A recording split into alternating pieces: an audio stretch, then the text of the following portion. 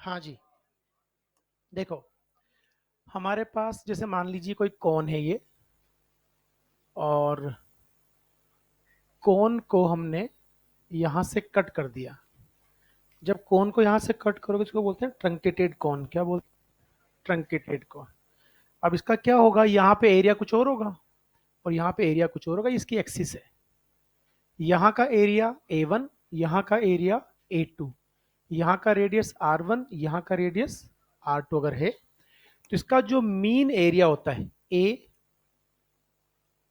Mean average area, वो under root of A1 A2 होता है। क्या होता है? Under root of A1 A2। अब A1 कितना लेंगे हम लोग बताइए? पाई R1 स्क्वायर ना, पाई R1 स्क्वायर, और ये क्या हो जाएगा? पाई R2 स्क्वायर। बताइए क्या मिलेगा ये?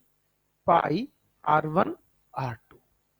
तो अगर इसमें इस डायरेक्शन में करंट फ्लो हो रही है, इधर करंट फ्लो हो रही है, करंट आई, तो आई के डायरेक्शन में एवरेज एरिया आप इतना रख दीजिए, लेंथ इसकी एल रख दीजिए, तो आपको रेजिस्टेंस की वैल्यू मिल जाएगी। मान लीजिए ये लेंथ एल है ना, और जिसका इधर वाला जो रेडियस है वो R1 है, इधर वाला रेडियस R2 है, करंट इस तरफ फ्लो हो रही है। इस कंडीशन में रेजिस्टेंस की वैल्यू क्या मिल जाएगी? Rho l pi r R1 R2। समझ में आ गई बात? बना, ये सब लिखने की जरूरत नहीं है, बना लो जल्दी से।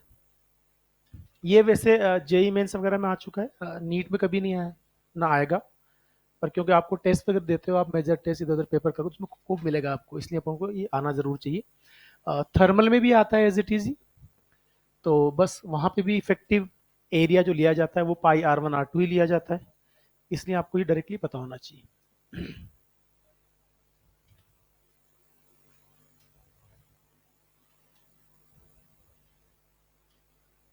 चंगू मंगू फुल बिजी हूँ अपनी प्रॉब्लम पे।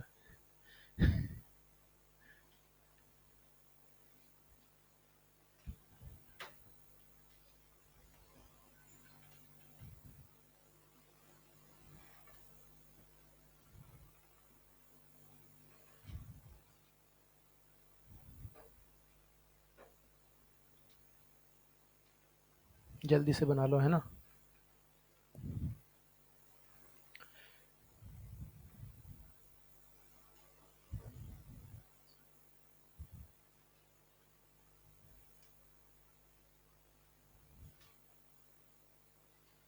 बढ़ जाए, नहीं बढ़े?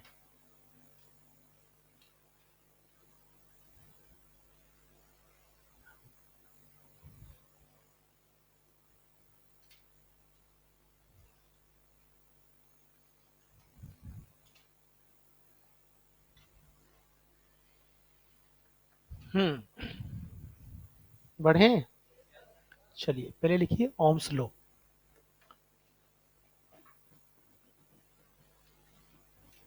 ओम्स लॉ, ठीक है। देखिए, Ohm's law is not universal law. Ohm's law law एक कंडीशन के साथ होता है, और कंडीशन ये होती है कि अगर आप किसी भी कंडक्टर की फिजिकल कंडीशंस को चेंज नहीं करते हो, तो जो करंट फ्लो होती है वो पोटेंशियल डिफरेंस के प्रोपोर्शनल होती है। लिखिए, according to Ohm's law, according to Ohm's law, if all the physical conditions, according to Ohm's law, if all the physical conditions, according to Ohm's law, if all the physical conditions, bracket में लिखो temperature, length, area, temperature, length और area, bracket close, remains same, if all the physical conditions remains same,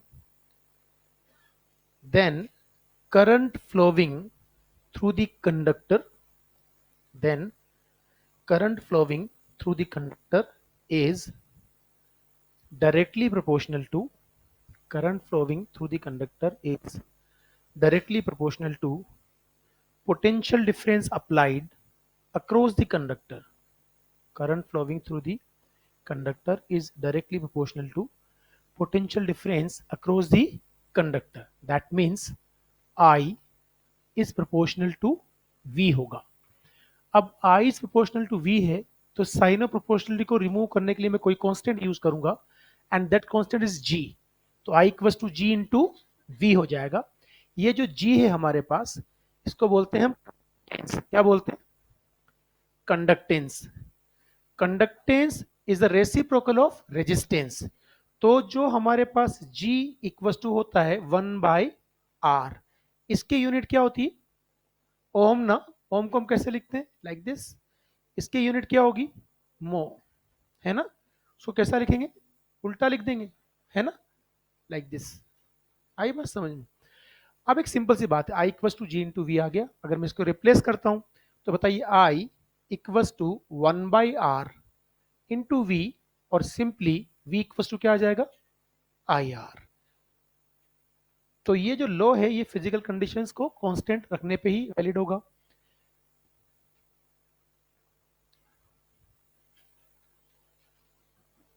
किसी भी material का जो आई versus V graph होता है उसको हम हमेशा कैरेक्टरिस्टिक कर्व बोलते हैं। क्या बोलते हैं, कैरेक्टरिस्टिक कर्व। तो अगर मान लीजिए मैं आपसे कहता हूं कि यार I is proportional to we है, तो जरा बताइए ये जो इक्वेशन आ रही है मेरे पास यहाँ पर, क्या ये इक्वेशन में अगर मैं ग्राफ बनाऊंगा आई और वी के बीच का तो वो स्ट्रेट लाइन है। y equals to M X plus C, C क्या है, जीरो। ग्राफ कहां से पास होगा, ओरिजिन से। तो graph will be straight line passing through the origin. जरा मुझे बताइए, अगर ये एंगल में थीटा कंसीडर करता हूं तो बेटा इसका परपेंडिकुलर किसके बराबर आएगा, आई के बराबर। बेस किसके बराबर आएगा, तो बताइए टेन थीटा किसके बराबर आया, आई बाई वी नो। और आई बाई वी किसके बराबर आया, जी के बराबर। आई बाई वी जी के बराबर आएगा। नहीं समझ में आई बात, ये बात ध्यान रखना है। इस तरफ हमने क्या लिया है, आई, इस तरफ क्या लिया है, वी। तो जब आई वी ग्राफ बनाओगे आप, वाई एक्सिस पे आई लिया है, एक्स एक्सिस पे वी लिया है, तो टेन थीटा जी के बराबर आएगा। लेकिन अगर मैं उल्टा कर लेता, नहीं समझ में आई बात, तो दुनिया बदल जाती ना। आप ऐसे बात करते कि मान लीजिए यहां हम बात कर, यहां पर हमने इधर क्या ले लिया, v, इधर क्या ले लिया, i। कहानी क्लियर। इस कंडीशन के अंदर जो हमारा ग्राफ आएगा वो ग्राफ आएगा तो स्ट्रेट लाइन ही। पर आप मुझे बताइए यहां पर अगर हम बात करेंगे, थीटा अगर ये है, तो बताइए टेन थीटा की वैल्यू किसके बराबर हो जाएगी, ये मतलब r लिख सकता हूं ना मैं, इट्स 1/g। उल्टा हो जाएगा ना यार, परपेंडिकुलर क्या हो जाएगा, v, और बेस क्या हो जाएगा, i। तो v बाई आई क्या मिलेगा, r मिलेगा ना। अरे भाई टेन थीटा इक्वल टू क्या है हमारे पास, यहाँ बात करो, हमारे पास v इक्वल टू क्या होता है, आई आर ना। यहां से बात करूंगा तो v इक्वल टू क्या है मेरे पास, आई आर। यहां अगर ग्राफ देखोगे तो इसका जो परपेंडिकुलर है वो v है, बेस क्या है, आई। तो मुझे v अपॉन आई लेना पड़ेगा ना टेन थीटा। तो टेन थीटा की वैल्यू किसके बराबर मिल जाएगी, v अपॉन आई। और v अपॉन आई किसके बराबर होगा, r के बराबर। तो जरा मुझे एक बात बताइए, यहां अगर हम बात करेंगे v वर्सेस i ग्राफ में, तो स्लोप किसके बराबर है, r के बराबर। और i वर्सेस v ग्राफ की बात करूंगा तो अलग कहानी हो जाएगी ना पूरी की पूरी। अब एक छोटी सी चीज समझिए, हमने पिछली क्लास में बात की थी कि अगर हम किसी कंडक्टर का टेम्परेचर बढ़ा दें तो उसका रेजिस्टेंस बढ़ जाता है। आई बात समझ में। तो यहाँ बहुत फेमस और आसान से सवाल पूछे जाते हैं। अगर एक सिंपल से क्वेश्चन की मैं आपसे बात करूं कि मेरे पास ये, सुनिएगा ध्यान से, ये मैंने इस तरफ ले लिया v, इस तरफ ले लिया i, ये एग्जाम्पल है राइट। यहां हम किसी एक ही कंडक्टर के लिए दो ग्राफ ड्रॉ कर रहे हैं, one and graph number two this. मान लीजिए किसी एक कंडक्टर का टेम्परेचर, ये किसी गिवन टेम्परेचर T1 पर ये जो रेजिस्टेंस है ये R1 है, और टेम्परेचर T2 पर T2 पर जो रेजिस्टेंस है वो R2 है। ये एंगल θ1 है और ये एंगल θ2 है। क्या मैंने आई वी ग्राफ ड्रॉ किया इसके सिमिलर। तो जहां थीटा बड़ा होगा वहां कंडक्टेंस बड़ा होगा और रेजिस्टेंस छोटा होगा। क्या मैं इसे बात करूंगा कि यहां पर theta one is less than θ2। अगर हम ऐसा बात करेंगे तो जहां थीटा छोटा है वहां कंडक्टेंस, तो क्या मैं इसे बोलूंगा G1 will be less than G2। क्या मैं R1 is greater than R2 बोलूंगा। और जैसे मैंने R1 बड़ा किया, T1 will be larger than T2 होगा ना। नहीं समझ में आया।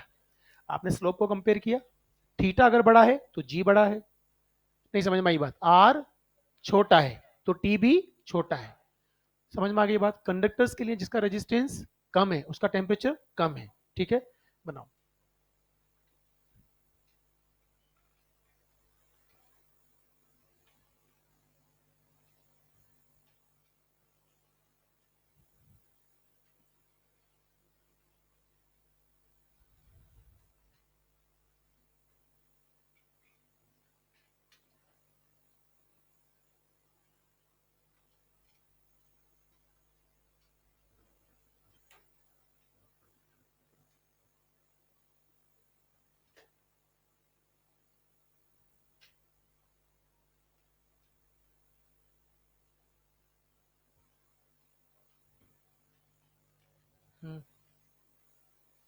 Drift velocity per unit electric field is the mobility, ये बेसिकली आपके सेमीकंडक्टर का कंटेंट है। ठीक है, drift velocity per unit electric field को मोबिलिटी, बात तो मैंने समझाया था आपको मोबिलिटी क्या होती है। मैंने कहा जो अगर सेम इलेक्ट्रिक फील्ड अप्लाई करते हो तो जिसका मास कम होगा उसका एक्सेलरेशन ज़्यादा होगा, वो ज़्यादा मोबाइल होता है, वही मतलब होता है मोबिलिटी का, और कुछ नहीं होता। अदरवाइज इसको डिफाइन करो आप, तो is drift velocity per unit electric field. तो जो ड्रिफ्ट वेलोसिटी का फॉर्मूला आया था उसको इलेक्ट्रिक फील्ड से डिवाइड कर दो, it will be mobility.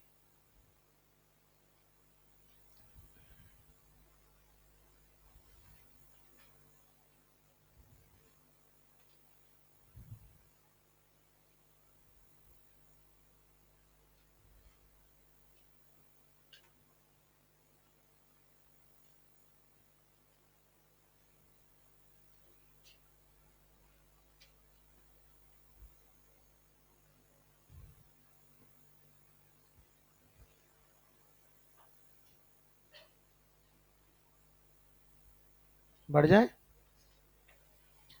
Ohm's law, if all the physical conditions like temperature, length and area remains constant, the current flowing through the wire is directly proportional to potential difference across the wire. Potential difference बढ़ाएंगे current की value बढ़ेगी। आपका जो graph आएगा वो straight line आएगा। V equals to क्या है हमारे पास, आई आर, या I इक्वल्स टू क्या आया, जी वी, है ना। I is proportional to V है, साइन ऑफ प्रोपोर्शनलिटी हटाओगे तो आप कांस्टेंट यूज करोगे। इस कांस्टेंट को हम क्या बोलते हैं, कंडक्टेंस। क्या बोलते हैं, कंडक्टेंस, जिसकी यूनिट क्या होती है, मो, और सिंबल होता है उल्टा ओम, राइट। और जी इक्वल टू क्या होता है, 1/r। अगर मैं 1/r पुट कर दूंगा तो v बराबर क्या आ जाता है, आई आर। हम इन जनरली ये वाला फॉर्म जानते हैं उस लोग का। आई बात समझ में। पर बेटा ग्राफ का ध्यान रखना, इसमें बहुत सिंपल सवाल आता है, बहुत सिंपल मतलब बहुत सिंपल। एक ही गलती करते हैं बच्चे, वो एक्सिस भूल जाते हैं कहाँ क्या लिया है। तो कुछ नहीं देखना होता, आप तो थीटा देखो, ये परपेंडिकुलर है और ये बेस है, तो परपेंडिकुलर लिया जाएगा ये वाली एक्सिस का और बेस ये लिया जाएगा। इसको लिख लो, वहां से सब पता लग जाएगा आप। नहीं समझ में आई बात। एक जो फेमस सी चीज है, यहाँ एक बार बात कर लिया अपन ने कि साहब मैंने आई वर्सेस वी ग्राफ बना लिया है, तो टेन थीटा की वैल्यू परपेंडिकुलर पे क्या मिली मुझे, आई बाई वी। तो आई बाई वी क्या मिलेगा बताइए, यहाँ से जी के बराबर। जी क्या है मेरे पास, कंडक्टेंस। तो टेन थीटा जी के प्रोपोर्शनल आ रहा है, थीटा बड़ा होगा तो जी बड़ा होगा। हमने यहाँ ग्राफ वापस वही लिया है। तो जहां थीटा बड़ा है वहां का जी बड़ा है, जहां जी बड़ा है वहां आर छोटा है, और जहां आर छोटा है वहां टेम्परेचर भी छोटा है। सिंपल सी बात है। अब समझिए, एक आसान सा सवाल है, वेरी इजी न्यूमेरिकल, मतलब अक्सर एग्जाम्स में पूछ लिया जाता है इस तरह से। आपको यहाँ पर वो रेजिस्टेंस का रेशियो पूछता है। ये आपके पास देखिए, ये मैंने इस तरफ ले लिया आई, और इस बार ले लिया मैंने वी, लिया है मैंने इस एक्सिस पर। इस बार हमारा जो ग्राफ है वो कुछ ऐसा है, दो अलग अलग ग्राफ्स हैं। एक ही कंडक्टर के लिए हमने ग्राफ ड्रॉ की। This angle is 30 degree and this angle is 60 degree, right. ये वाला जो रेजिस्टेंस वो R1 है और ये वाला रेजिस्टेंस R2 है। अब मुझे बताइए यहां टेन थीटा किसके बराबर होगा, बोलो ना यार, आर के बराबर होगा ना। नहीं समझ में आई बात। तो अगर मैं आपसे कहूं टेन, ये वाला जो एंगल है ना, ये वाला, ये अपन ने मान लीजिए थीटा वन ले लिया, ये अपन ने थीटा टू ले लिया। तो बताइए tan theta two upon tan theta one becomes equal to R2/R1 होगा, होगा नहीं होगा। Tan theta two, tan sixty क्या होता है, √3, और टेन थर्टी क्या होता है, 1/√3। तो आंसर क्या आएगा, 3:1। That will be the answer of the question. ठीक है, बना लीजिए जल्दी से। हाँ, दोनों ही कांस्टेंट है, दोनों ही कांस्टेंट है, अपन ने पिछली क्लास में डेराइव किया था। हमने कहा था क्या वैल्यू मिली थी आपको रेजिस्टिविटी की? हाँ, मैंने कहा था ये फॉर्मूला याद रखना है। एक आया था m upon n e square tau, और एक आया था n e square tau upon m. तो रेजिस्टिविटी क्या मिली थी? M upon n square tau, वो रेजिस्टिविटी थी। उसको एल और एस से मल्टीप्लाई कर तो रेजिस्टेंस मिल जाता है, उसका रेसिप्रोकल कर तो कंडक्टेंस मिल जाता है, दोनों ही कांस्टेंट है। नहीं समझ में आई बात? हाँ,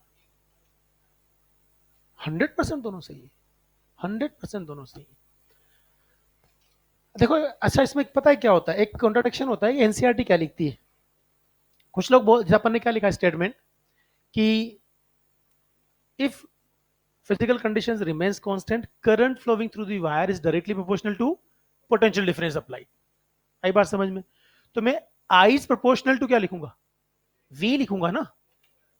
V मतलब डेल्टा V ही V है, V is a potential difference itself, right? तो अपन ने लिखा I is proportional to V। अब आप साइन प्रोपोर्शनल लगाओगे तो कुछ C लिखोगे ना, C की जगह हमने G लिख दिया, दैट इज व्हाट? कंडक्टेंस। अब कुछ लोग उसको V is proportional to I लिख देते हैं,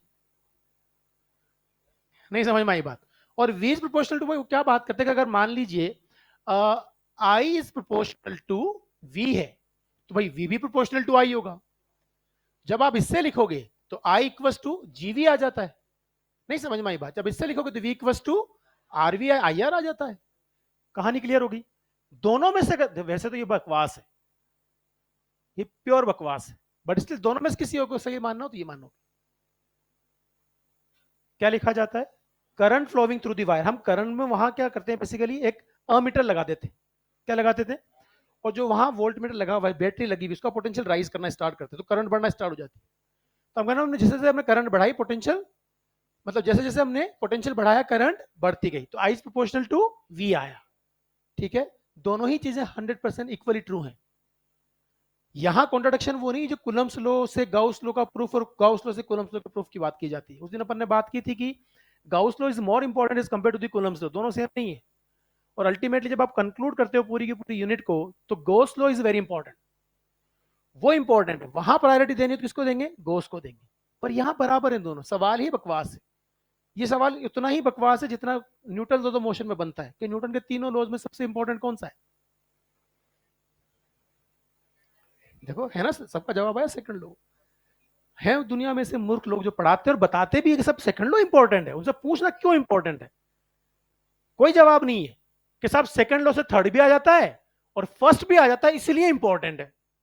इसको शुद्ध बेवकूफी बोलते हैं ना। एक तो होती है बेवकूफी, एक होती है शुद्ध बेवकूफी। अच्छा एक बात बताओ, आपने once upon a time thermodynamics तो पढ़ा ही होगा, पढ़ा ना? क्या आपने फर्स्ट लॉ ऑफ थर्मोडाइनमिक्स पढ़ा, सेकंड लॉ पढ़ा, फिर आपने जीरो तो भी पढ़ा होगा? अरे पढ़ा ही होगा ना?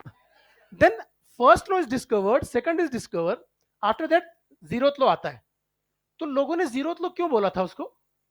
कि साहब देखिए, ये लॉ टेम्परेचर को डिफाइन करता है, and without giving the definition of temperature how can we study thermodynamics? तो ये लॉ बाकी दोनों से इंपॉर्टेंट है, तो इसको पहले रखना पड़ेगा। फर्स्ट अपने आप में फेमस है, सेकंड अपने आप में फेमस है, उसको मैं नहीं बदल सकता सीक्वेंस, तो मुझे जीरो पे रखना पड़ा। मतलब सीक्वेंस मैटर करती है, वरना बोल देते ना थर्ड लॉ ऑफ थर्मोडाइनमिक्स भी यार। डिस्कवर कब हुआ? सेकंड लॉ के बाद। और बोला क्या? तो क्या न्यूटन इतना बड़ा मूर्ख था कि उसको खुद को नहीं पता था कि यार सेकंड लॉ ज्यादा इंपॉर्टेंट है, मैं सेकंड लॉ उसको पहले के बजाय? एक एमआईटी के प्रोफेसर थे जोन आर टेलर, उन्होंने बहुत अच्छा एग्जांपल दिया, बहुत जबरदस्त। उन्होंने क्या कहा, देखो समझना तुम लोग, बहुत सिंपल सिंपल चीजें हैं। मैथमेटिक्स का रूल है, for every operation there is a reverse operation. अगर एडिशन है तो, मल्टीप्लीकेशन है तो, इंटीग्रेशन है तो, ये मैथमेटिक्स का रूल है। तो अगर मैं सेकंड लॉ से, मैं मान लो फर्स्ट सेकंड थर्ड है, सेकंड से थर्ड आ जाता है, यहां से ये आ जाता है, यहां से ये भी आएगा ना। अच्छा यहां से ये आ जाता है, इसका मतलब मैं यहां से यहां भी आ सकता हूं और यहां से यहां भी जा सकता हूं। तो यार फर्स्ट से भी मैं तीनों प्रूव कर दूंगा, सेकंड से भी मैं तीनों प्रूव कर दूंगा।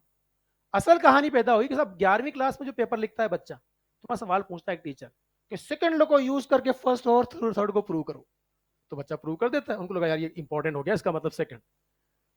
एक गाड़ी के अंदर, अच्छा दुनिया में सब कुछ रिलेटिव है ना, कहां गया वो रिलेटिव वाला, आज नहीं आया? हाँ, everything is relative, nothing is absolute. जब मैं कार में बैठा होता हूं तो पेड़ चलते हुए दिखते हैं, पेड़ पे बैठ जा कार चलती हुई दिखेगी। ये तो कहानी बहुत क्लियर है। Everything is relative, nothing is absolute. तो क्या हुआ कि कार के अंदर आप 3 बच्चों को बिठा दीजिए, ध्यान से समझना, यहां फिजिक्स की खूबसूरती समझ में आती है। आपने एक कार के पीछे वाली सीट पे 3 बच्चों को बिठा दिया, गाड़ी का इंजन ऑन है, ड्राइवर बैठा हुआ है। गाड़ी के ड्राइवर ने अचानक से कार को एक्सेलरेट किया, तीनों को पीछे झटका लगा। हमने पहले से पूछा, एबीसी हम नाम देते हैं उनको, ए से पूछा भाई साहब झटका क्यों लगा? कि साहब यार मैं गाड़ी के ऊपर रेस्ट पे था, मेरी बॉडी के पास इनर्शिया है, तो गाड़ी जब मोशन में आई तो मेरी बॉडी ने अपनी स्टेट ऑफ मोशन में चेंज का अपोज किया बिकॉज ऑफ इनर्शिया, तो मेरी बॉडी वही रहना चाहती थी, तो गाड़ी आगे भागी तो मुझे झटका लगा। यस और नो? सही बोला ना उसने। हमने दूसरे से पूछा कि आप बताइए भाई साहब, कि साहब देखिए गाड़ी रेस्ट पे थी, मैं भी रेस्ट पे था, हेलो, गाड़ी के पास मोमेंटम आगे आया तो गाड़ी के रेस्पेक्ट में मेरे पास मोमेंटम पीछे आया, तो मेरी बॉडी के अंदर मोमेंटम में चेंज आया, और मेरा चेंज इन मोमेंटम किधर है? पीछे, हेलो। और इस प्रोसेस में थोड़ा सा टाइम लगा, तो डेल्टा पी भी मेरे पास है और डेल्टा टी भी मेरे पास है, और वो फोर्स होता है जो पीछे की तरफ आएगा। ये called with the rate of change of linear momentum equals to external force. तो मेरे पास वो delta p by delta t वाला फोर्स पीछे लगा। यस और नो? हमने तीसरे से बात की, आप बताइए। It's very simple, for every action there is, वो क्या था? एक्शन। ये क्या है? रिएक्शन। सच बोल रहा है गलत बोल रहा है? हमने एक भाई साहब को और बढ़ा दिया, डी, आगे वाली सीट पे बैठ जा ड्राइव के, उससे वजह तुझे झटका लगा क्या? हाँ मुझे भी लगा। कि तुझे क्यों लगा? कि जब तक कार रेस्ट पे थी वो इनर्शियल फ्रेम थी, और जैसे कार एक्सेलरेट हुई वो नॉन इनर्शियल फ्रेम बनी, और उस पर रखा हुआ मैं ऑब्जेक्ट स्यूडो पीछे लगा। ये बात न्यूटन को भी पता थी, पर उसको एक बात और अंदाजा था कि एक जनरेशन आएगी जब व्हाट्सएप आएगा, जब लोग कहेंगे उस दिन एप्पल के बजाय पेड़ गिरा होता, तो ना न्यूटन होता ना हम फिजिक्स पढ़ते। ये आपकी सोच का अंतर है बस। अदरवाइज एक जर्मन पोइट ने लिखा कि प्रकृति ने अपने नियमों को अंधेरे में छुपा के रखा और हमें समझाने के लिए न्यूटन को पैदा कर दिया। न्यूटन नहीं होता ना तो आज इतना भी नहीं पढ़ पाते जितना पढ़ पा रहे। उसी ने चीजों को सिंप्लीफाई हमारे सामने रखा था। सो ये सब चीजें बेकार होती है, आइज प्रोपोर्शनल टू वी, बकवास है ये। हेलो, जैसे जितना बड़ा बकवास वो है, कौन सा लॉ इंपॉर्टेंट है? सब बराबर है। अरे एक ही तो था, गरीबों हो, उसने 3 तरह से समझाया आपको। अभी तुम्हारी ये भी समझ में नहीं आएगी, अच्छा कार थी क्या? हम तो कार ही सोच रहे थे, 3 लड़के और बैठे थे उसमें। कुछ और बता गए क्या आप चुपके से? हाँ मैं चुपके से कुछ और बता गया था। Single phenomena all 3 and 4 laws are explained, मतलब वो एक ही जगह से अराइज हो रहे थे। न्यूटन ने अलग अलग तरह से हमारे सामने एक्सप्लेन करा और हमें समझाया। बढ़ जाए आगे? नहीं बढ़े? धन्यवाद। लिखिए, टेम्परेचर डिपेंडेंस ऑफ रेजिस्टेंस और resistivity. Temperature dependence of resistance और रेजिस्टिविटी।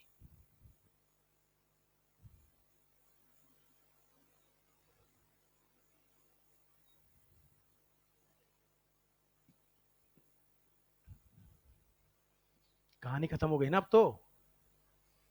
इतनी माथा पच्ची करी और कहां पहुंच गए थे? कहीं नहीं, क्या लायक कुछ नहीं।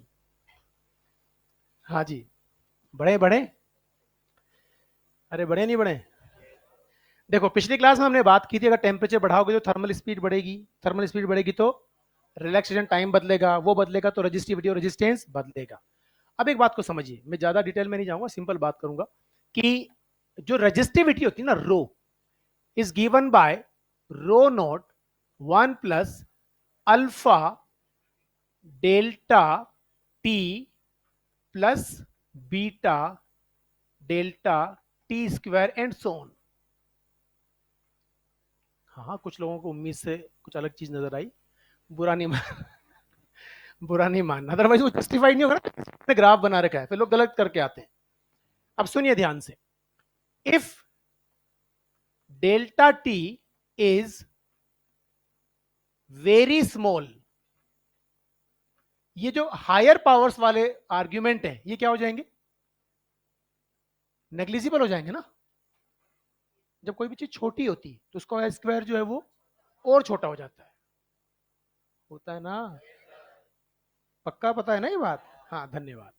तो ये आर्ग्यूमेंट फिर नेग्लिजेट हो जाते हैं। अब मुझे बताइए, अब मेरा रिलेशन क्या बन गया? Rho equal to 1 + alpha delta T. I hope समझ में आ गया होगा। ये देखो मेरी बात सुनिए ध्यान से, ये जो है ना, ये रेफरेंस रेजिस्टिविटी किसी गिवन टेम्परेचर पे, ये जीरो भी हो सकता है, कुछ और भी हो सकता है। अगेन रेफरेंस आपकी चॉइस है।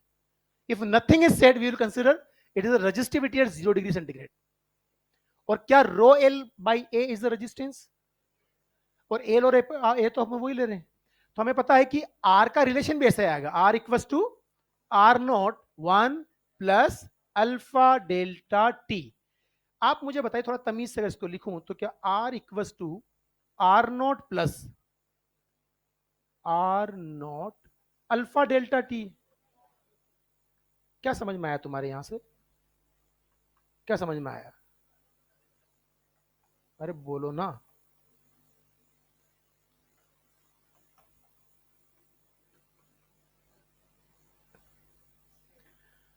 स्ट्रेट लाइन इक्वेशन है।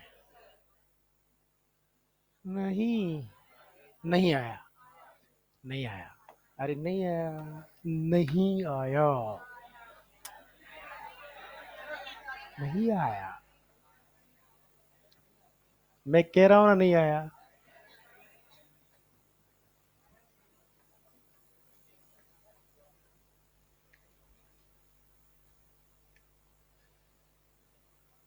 अब आएगा, देखो ध्यान से देखना,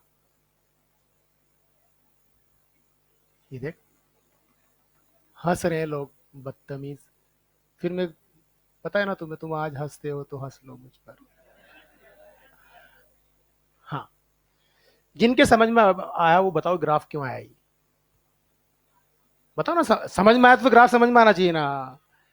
अगर ग्राफ बता सकते तो समझ में आया, वरना तुम्हें सिर्फ इतना समझ में आया कि साहब ये स्ट्रेट लाइन की इक्वेशन इससे मैच कर रही है। मुझे सिर्फ इतना सा समझ में आया, मुझे सिर्फ इतना सा समझ में आया। एनसीईआरटी के अंदर कंडक्टर्स का टेम्परेचर के साथ जो वेरिएशन का ग्राफ है, वो शुरू में स्ट्रेट लाइन है, बाद में उन्होंने कर्व कर रखा। पहले समझना ध्यान से, असली कहानी क्या है कि अगर मैं डेल्टा टी को जीरो पुट करता हूं, बोलो ना भाई, अगर डेल्टा टी को क्या पुट करता हूं, जीरो, तो आर की वैल्यू कुछ ना कुछ रहेगी। तो जब डेल्टा टी जीरो, तो आर की वैल्यू कुछ ना कुछ है, इसको आर लिख दूं, चलेगा ना? अब सुनिए, असल कहानी यह है, इसको आप कभी नहीं छोड़ सकते कि साहब अगर चेंज इन टेम्परेचर छोटा है, मतलब ये वैल्यू कम है, तब तक वो स्ट्रेट लाइन है। और जैसे इस वैल्यू को बढ़ाऊंगा, ये स्क्वायर आ गया, अब क्या जाएगा, पैराबोला। नहीं समझ में आई बात? तो स्मॉल चेंज इन टेम्परेचर तो स्ट्रेट लाइन बनाना है, बाद में वो पैराबोला जाएगा। तो अगर आपको दो ग्राफ मिल जाए, एक बिल्कुल स्ट्रेट लाइन, एक शुरुआत में स्ट्रेट लाइन बाद में पैराबोला, तो वो वाला ज्यादा बेटर जो हमने बनाया है। और एनसीईआरटी भी इसको ऐसे बनाती। जितने भी जितने भी हमारे डिवाइस या सब्सटेंसेस होते हैं जो ओम्स लॉ को फॉलो करते हैं, उनको बोलते हैं ओमिक डिवाइस या ओमिक सब्सटेंस। जो नहीं करते उनको नॉन ओमिक बोलते हैं। क्या ओम्स लॉ में वी और आई के बीच का ग्राफ स्ट्रेट लाइन आता है? आता है ना? तो वो पूरा स्ट्रेट लाइन भी हो सकता है। अगर पूरा स्ट्रेट लाइन नहीं है तो उसका एक छोटा सा टुकड़ा तो स्ट्रेट लाइन हो सकता है। आप मुझे बताओ, आप सेमीकंडक्टर खूब पढ़ते हो, पढ़ते हो ना? वहां ग्राफ ऐसा आता है कि वो तो यूं जाकर के यूं होता है, फिर इधर ऐसे आता है, उसको हम नॉन ओमिक बोलते हैं ना। लेकिन वहां भी तो आप ओम्स लॉ लगाते ही हो, नहीं लगाते? सारे न्यूमेरिकल सोल्व करते हो आप, आपकी एसी तो ऐसे चलती है गरीब, वहां भी ओम्स लॉ लगाता हूं, तो वो तो स्ट्रेट लाइन नहीं है ना, but still valid Ohm's law. तो ओम्स लॉ क्या करते हो, अगर आप, एक तो होता है कि पूरी हर जगह ओम्स लॉ लग रहा है, एक छोटे से एलिमेंट में ओम्स लॉ लग रहा है, दोनों चीजें अलग अलग है। हम ओम्स लॉ लगा देते हैं नॉन ओमिक डिवाइसेस में भी, पर जो ओम्स लॉ को स्ट्रिक्टली फॉलो करते हैं at every point for small value as well as large value, तो हम उसको बोलेंगे ओमिक डिवाइस। जो स्मॉल सेगमेंट में फॉलो कर रहा है उसको क्या बोलेंगे, नॉन ओमिक। मतलब जहां V I characteristic straight line है वो ओमिक है, और जहां स्ट्रेट लाइन नहीं है वो नॉन ओमिक है। अब थर्मिस्टर हो गया, सुपर कंडक्टर हो गया, नॉन कंडक्टिंग मटेरियल हो गया, सेमीकंडक्टर हो गया, ये सब नॉन ओमिक है। समझ में आ गई बात? कंडक्टर्स ओमिक कब है, फॉर स्मॉल वैल्यूज। समझ में आ गई बात? बहुत क्लियर रखना इस बात को, आई होप समझ में आ गया होगा। अब यहां एक और बात समझना, अभी हम समझेंगे ये अल्फा क्या होगा, जरा बताओ मुझे अल्फा क्या है?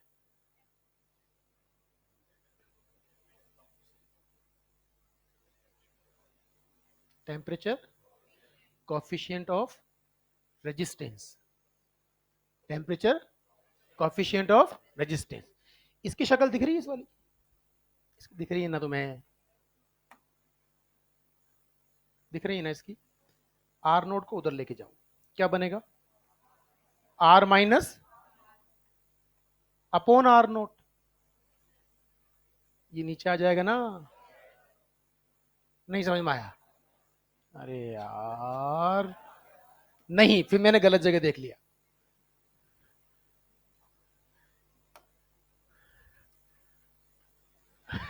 आपने जिधर देखा, बड़ा मायूस उम्मीद भाई नजरों से देख रहा था, ये कैसे लिखा। अब मैं बता रहा हूं कैसे लिखा। इसको इधर लाया, आर में से माइनस किया, बराबर r naught alpha delta t, चलेगा? मुझे अल्फा चाहिए। अच्छा, इसको तो डेल्टा आर लिख सकता हूं ना? बहुत बहुत बढ़िया आपका। तो 1 r naught into delta r by delta t. नहीं समझ में आया? नहीं आया? नहीं आया? नहीं आया ना? नहीं नहीं नहीं नहीं, नहीं आया? नहीं आया भाई। यहां आ जाओ, यहां आ जाओ। अगर मैं आपसे कहूं टी कोई चेंज इन टेम्परेचर है, कोई भी टेम्परेचर ले लो, ऐसे मान लेते हैं हम लोग कि हमारा जो रेफरेंस टेम्परेचर था वो जीरो था। क्या था वो? जीरो। तो मेरी जो इक्वेशन बनेगी, r equals to are naught plus r naught alpha t हो गई। ऐसे मत करो भाई आप, पक्का ना? क्योंकि क्यों लिखा मैंने टी? कौन सा टी? मतलब इतने मासूम क्यों हो तुम लोग? कौन सा टी?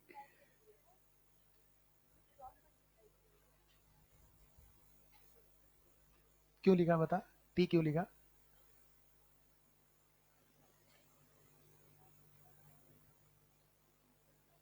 इस ग्रुप में से कोई बता सकता है मुझे ये टी क्यों लिखा मैंने डेल्टा टी के बजाय?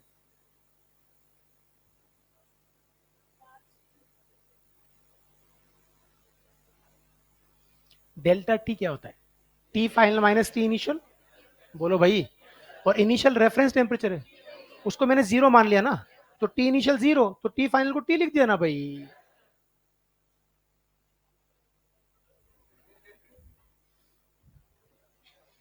आया समझ? अभी भी नहीं आया? पक्का? अगर मैं इस इक्वेशन को with respect to temperature differentiate कर दूं, क्या कर दूं? तो इसको क्या लिखूंगा? D r by d t ना। इसको क्या लिखूंगा? कांस्टेंट का डिफरेंशिएशन जीरो होता है गरीबों। प्लस, क्या आर नोट कांस्टेंट है? अच्छा, यहां तो जीरो नहीं होगा ना पक्का? अल्फा भी कांस्टेंट है, और इसका डिफरेंशिएशन बोलो ना। तो बताओ अल्फा की वैल्यू क्या मिल गई? 1/r0 D r by d T.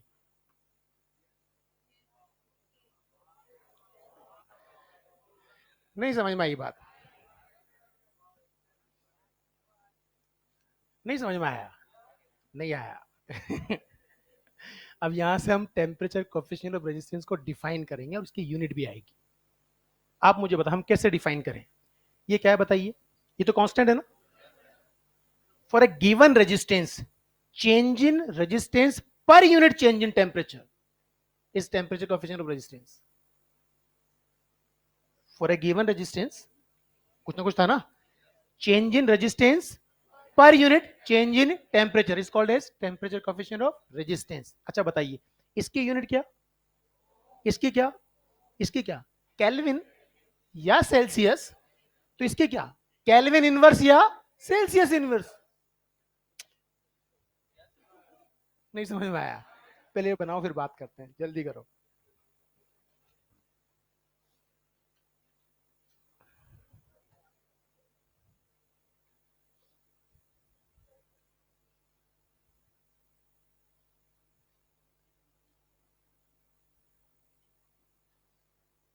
हम्म,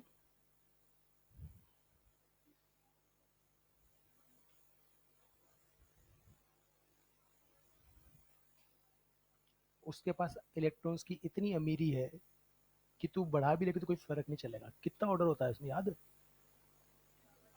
फिर मजाक होता है।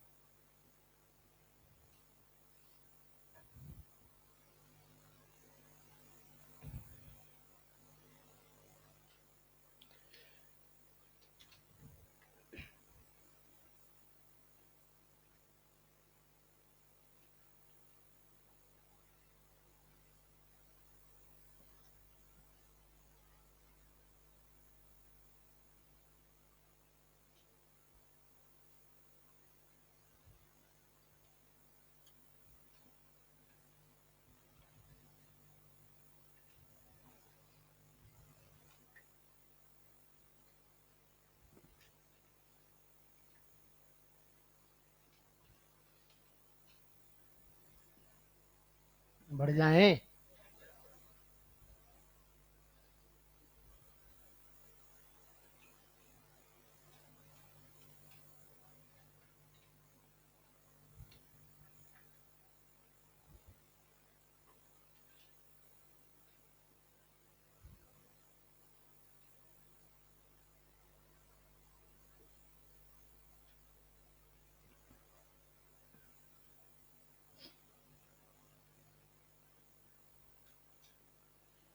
ये जितनी भी चीजें बोर्ड पे लिखी हैं, तुम्हें क्या लगता है, मैं इन चीजों को यही खत्म कर देता ना, दुनिया तो यही खत्म हो जाती ना बेटा जी। नहीं होती है खत्म यहाँ, यही खत्म हो जाती, इसकी भी चर्चा नहीं करते।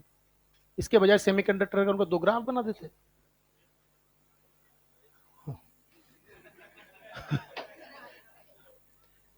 अब जितने भी रीजनिंग बेस्ड सवाल यहां से मिलेंगे ना, सबके आंसर इस कैलकुलेशन में छुपे हुए।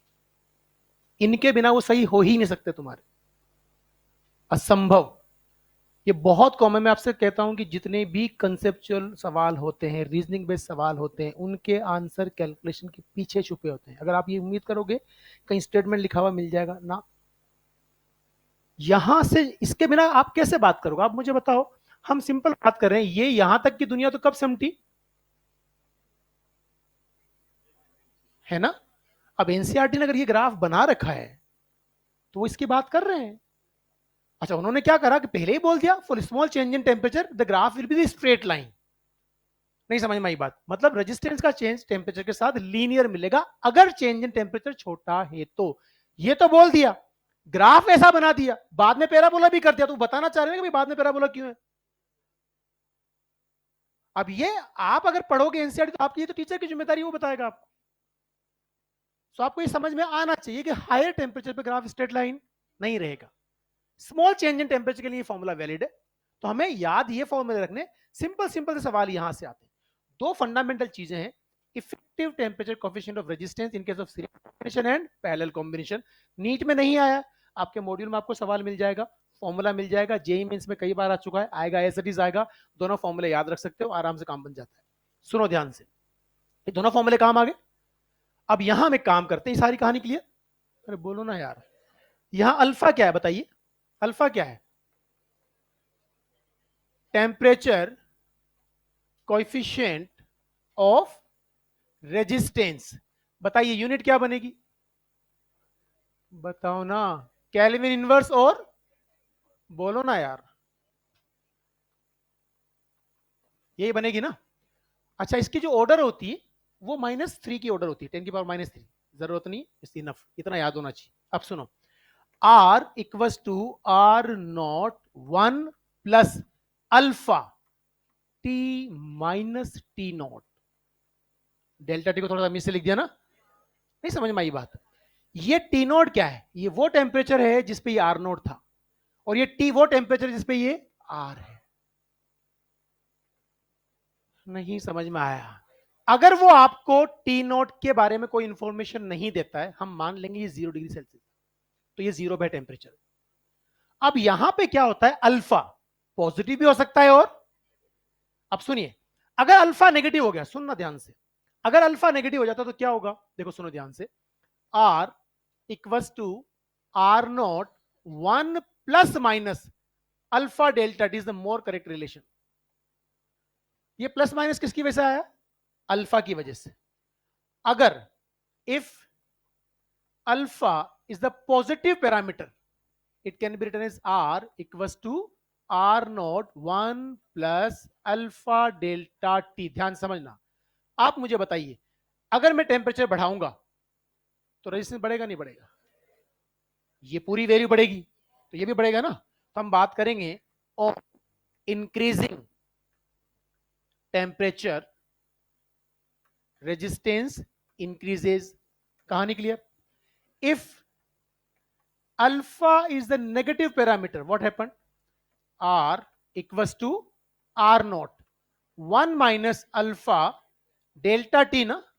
आप मुझे बताइए क्या होगा ऑन इंक्रीजिंग टेम्परेचर? अगर आप टेम्परेचर बढ़ाओगे तो ये आर्ग्यूमेंट बढ़ेगा, तो 1 माइनस पूरा का पूरा घटेगा ना, तो ये कम हो जाएगा ना। तो क्या लिखोगे बताइए? Resistance decreases. ये जो आर्ग्यूमेंट है, ये वाली कहानी, ये किसके लिए है? कंडक्टर्स के लिए। किसके लिए है? और ये non conductors, semiconductors, semiconductors and electrolytes. समझ में आ गई बात? तो सिर्फ कंडक्टर्स के लिए ही अल्फा पॉजिटिव होता है, बाकी सबके लिए अल्फा क्या होता है? और हम किसका याद रखते हैं? जिसका अकेले का होता है। हमें तो अल्फा पॉजिटिव याद रहता है ना। सिर्फ कंडक्टर्स के लिए पॉजिटिव, बाकी सबके लिए क्या है? क्या मतलब हुआ? उनका टेम्परेचर बढ़ाएंगे तो उसका रेजिस्टेंस कम होगा। आई होप समझ में आ गई होगी कहानी। बना लो जल्दी से।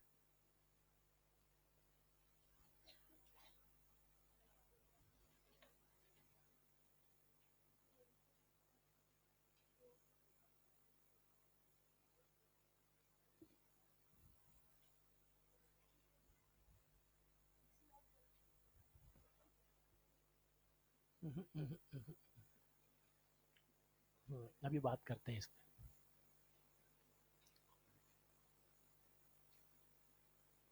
जल्दी से बना लो, या दो तीन डिस्कशन बहुत जरूरी है। फॉर्मूला याद होना चाहिए, आर बराबर are note 1 plus alpha delta t. Delta t क्या होता है? टी माइनस टी नोट, या t final minus t initial. T naught क्या होता है? रेफरेंस टेम्परेचर, जिस पे आपने आर नोट कंसीडर किया है। टी क्या है? Final temperature. Alpha temperature coefficient of resistance. Unit क्या होगी? Kelvin inverse. अल्फा पॉजिटिव किसके लिए? मेटल्स या कंडक्टर्स के लिए। समझ में आ गई बात? मेटल सभी कंडक्टर होती है ना भाई। और नेगेटिव किसके लिए? बाकी सब के लिए। इलेक्ट्रोलाइट के लिए negative, non conducting material negative, semiconductor negative.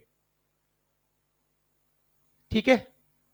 अब बालिका ये कह रही कि सर रेजिस्टेंस तो एक मटेरियल की, मतलब एक वायर की प्रॉपर्टी है। अरे यार, रेजिस्टेंस किसकी प्रॉपर्टी? वायर की। तो हम ऐसे बोलेंगे at the constant temperature the resistance of the wire remains constant. At the constant temperature, ये वायर है, इसका जो रेजिस्टेंस है, अगर आपने टेम्परेचर नहीं बदला तो वो, पर ऐसा पॉसिबल ही नहीं है कि टेम्परेचर ना बदले। ऐसा कोई तार नहीं है जिसका आर नहीं है। अरे सबके पास रेजिस्टेंस होता है ना। जब रेजिस्टेंस है और उससे करंट फ्लो होगी तो हीट प्रोड्यूस होती है, I square R into T. Heat produce होगी तो टेम्परेचर बढ़ेगा, तो रेजिस्टेंस वेरी करता है। नहीं समझ में आई बात? इवन एक बहुत मजेदार चीज है, मैंने एक दिन आपको समझाया था कि why we always try to study the combination of springs, combination of capacitance, combination of resistance. क्यों पढ़ते हैं भाई? आप अपनी मर्जी का नहीं बना सकते। अगर आप कभी किसी इलेक्ट्रॉनिक डिवाइस को देखा हो तो उसमें ना मल्टी कलर छोटे छोटे एलिमेंट होते हैं, वो रेजिस्टेंस होते हैं। कलर कोडिंग आजकल हटा दी आपके ना, वो कलर कोडिंग उस पर लगी होती है, उससे पता लगता है कितने ओम का रजिस्टर है। ठीक है, अलग कहानी। अभी आ जाइए यहां पर, यह क्लियर हो गई सारी बातें? बोलो भाई। अब दो चीजें आपको याद रखना है, मैं आपको याद रखने की मशवरा दूंगा, क्योंकि इसमें अगर आप कैलकुलेशन करोगे भी ना, एग्जाम में आगे आपको कैलकुलेशन करना आती तो भी आप पीछे रह जाओगे। आप कितने ही महान हो, मेडिकल लेवल पे एक स्टैंडर्ड रिजल्ट अगर आपको निकालना आता भी है, डेराइव करना, तो मेमोराइज करने में ही समझदारी होती है। क्योंकि वो एग्जाम, देखो जेई मेंस वालों की दुनिया अलग है। उनको 3.5 घंटे 3 घंटे में 60 सवाल करने हैं, हम 180 करने हैं। तो वो कभी फॉर्मूले याद नहीं करते। उनकी मैथ्स बहुत अच्छी, तो डेराइव कर लेंगे लोग। हम अगर वहां डेराइव करने बैठे तो मेरा आधा पेपर भी पूरा नहीं होगा। तो जो स्टैंडर्ड रिजल्ट है वो मुझे याद होने ही चाहिए। अब सुनिए ध्यान से, मेरे पास दो रजिस्टर हैं। ये रजिस्टर R1 है, इसका temperature coefficient of resistance alpha 1 है। ये दूसरा रजिस्टर है, इसकी वैल्यू R2 है और इसका अल्फा 2 है। हम क्या करते हैं, इन दोनों को एक बार सीरीज में जोड़ देते हैं। किसमें जोड़ देंगे? सीरीज में। तो ये R1 और ये R2, ये अल्फा 1 और ये अल्फा 2। इसका जो इक्विवेलेंट वायर बनेगा, आर इक्विवेलेंट वाला, क्या बनेगा? आर इक्विवेलेंट, जो कि R1 प्लस R2 के बराबर होता है, हम सब जानते हैं सीरीज में ना। उसका जो अल्फा इक्विवेलेंट आता है वो alpha 1 R1 plus alpha 2 R2 upon R1 plus R2। ये किसका आएगा? सीरीज का। और अगर इनको मैं पैरेलल में जोड़ दूं, किसमें जोड़ दूं? Like this. ये है R1, ये R2, alpha 1 alpha 2। In this situation alpha equivalent becomes equals to alpha 1 R2 प्लस alpha 2 R1 upon R1 plus R2। आपको सिर्फ ये याद रखना है सीरीज वाला, इसमें अपना भी उल्टा कर देना। नहीं समझ में आई बात? ये जेईई मेंस में रिपीट हुए कई बार सवाल, न्यूमेरिकल्स भी आए वैल्यू दे करके, और फॉर्मूला फॉर्म भी पूछा है। तो आपको याद होना चाहिए, अगर कोई इंडिविजुअल रेजिस्टेंस है, उनका टेम्परेचर कोफिशिएंट ऑफ रेजिस्टेंस आपको दे रखा है, और सीरीज में उसका इक्विवेलेंट कितना होगा, तो उसका रिलेशन पैरेलल में क्या होगा। Just memorize the formulas.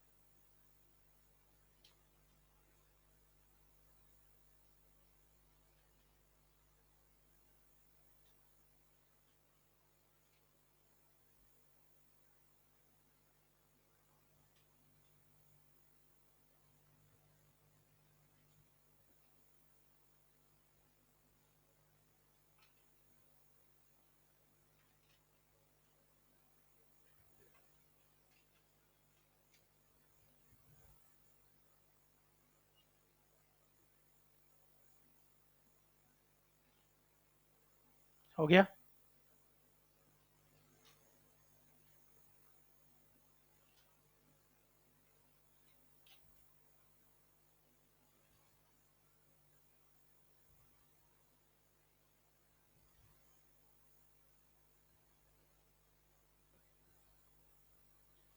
एक बात बहुत अच्छे से दिमाग में सेट कर लीजिएगा, ये जो हम अभी रिलेशन लिख रहे थे ना, आर बराबर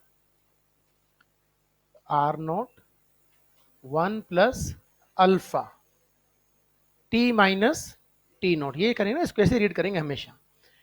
इसमें बेटा ये जो टी नॉट है ना, इट मे और मे नॉट जीरो। नहीं समझ में आई बात? ये रेफरेंस टेम्परेचर है जिस पर आपने ये कंसीडर किया है। हेलो, समझ में आ गई बात? तो ये कई बार वो कंपेरेटिव क्वेश्चंस पूछ लेते हैं, तो बच्चे के दिमाग में कुछ लोग लिखा देते हैं सभी 0 डिग्री सेंटीग्रेड पर आर नोट है। जीरो हो जरूरी नहीं है, मे और मे नोट जीरो, कोई भी रेफरेंस टेम्परेचर वो ले सकता है। तो जब दो रेजिस्टेंस का कंपेरिजन करता है तो ये जीरो हो भी सकता है और ना भी हो। ये बात बहुत क्लियर रखना। बाकी सिंपल चीजें, इससे आगे कोई बात नहीं की जाएगी। जो मोटी मोटी चीजें दिमाग में रखनी है वो मैं क्लियर कर देता हूँ आपको एक बार वापस से। टेम्परेचर कोफिशिएंट रेजिस्टेंस की अगर मैं बात, सॉरी, टेम्परेचर डिपेंडेंस की बात करूंगा, तो रिलेशन रो बराबर rho not 1 plus alpha delta T, R बराबर are note 1 plus alpha delta T. ये चेंज इन टेम्परेचर है, अल्फा दोनों जगह सेम है।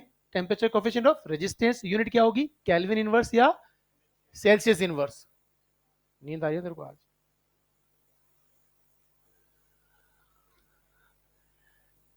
जब टेम्परेचर डिपेंडेंस पढ़ते तो अच्छे अच्छे को नींद आई जाती।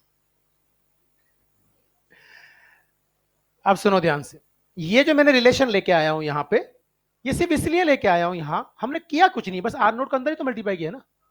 आपने आर नोट के अंदर मल्टीप्लाई किया तो आपको स्ट्रेट लाइन की इक्वेशन मिल गई। हमने Y equal to M X plus C से कंपेरिजन कर लिया और हमें ये भी मिल गया इंटरसेप्ट जीरो नहीं है। इसका मतलब जब डेल्टा टी को जीरो रखूंगा तब आर बराबर आर नोट मिलेगा।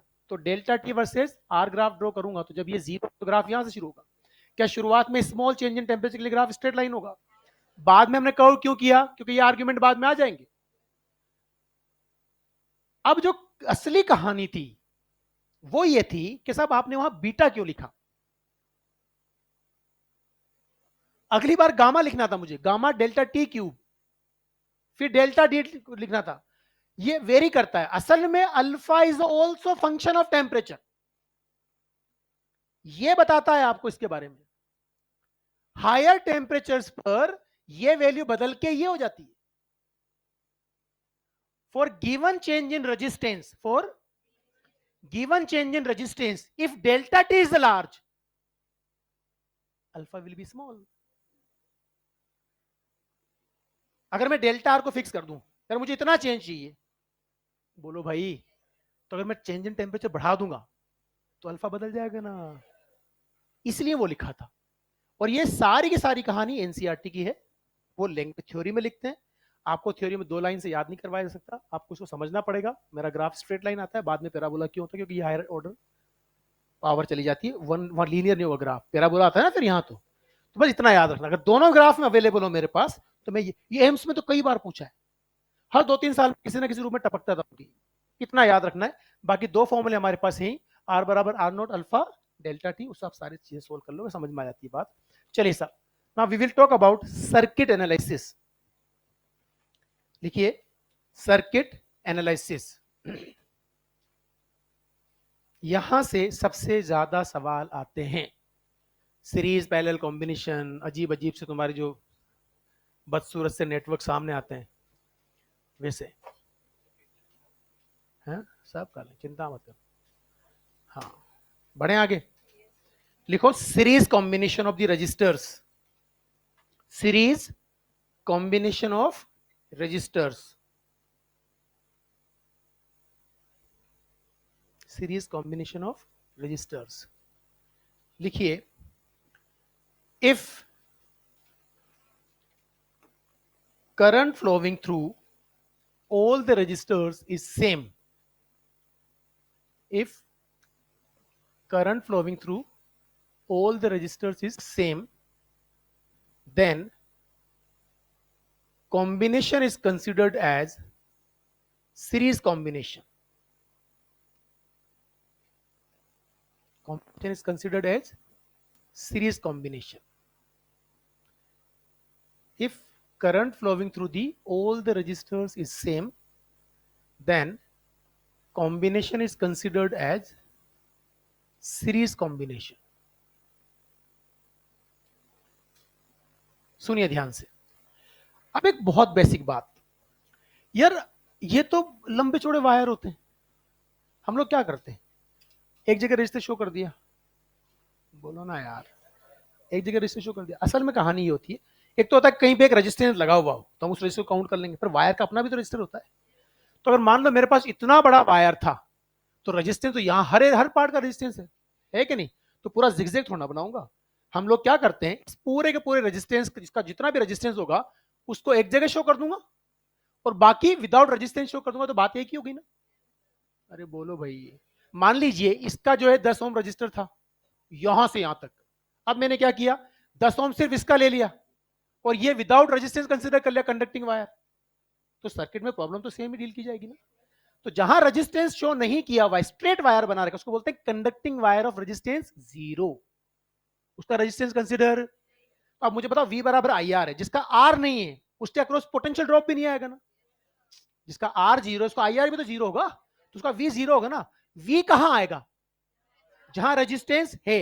करंट किधर फ्लो करती है, हायर पोटेंशियल टू, तो करंट के डायरेक्शन में हमेशा पोटेंशियल गिरता है, हायर से लोअर, तो कम होगा ना, इसलिए बोलते हैं potential drop across the register. क्या बोलते हैं, potential drop across the register. अब समझिएगा ध्यान से, करंट चल रही है इधर, यहां का पोटेंशियल ड्रॉप V है, क्या A और B के बीच का पोटेंशियल डिफरेंस V है। अगर ये B पॉइंट है तो ये भी क्या है, जब तक कोई एलिमेंट बीच में नहीं आएगा पॉइंट चेंज, कोई बैटरी बीच में आ गई, कोई रजिस्टर बीच में आ गया, कोई कैपेसिटर बीच में आ गया, कोई इंडक्टर बीच में आ गया, तो रेजिस्टेंस तो पॉइंट बदलेगा, अदरवाइज पॉइंट में कोई चेंज।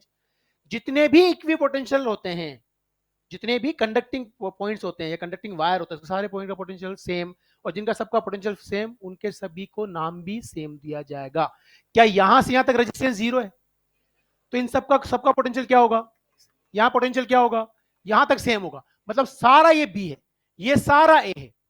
बताओ ए और बी के बीच का पोटेंशियल डिफरेंस कितना? अब बताओ यहां से जब मैं यहां चलूंगा तो पोटेंशियल गिरेगा ना।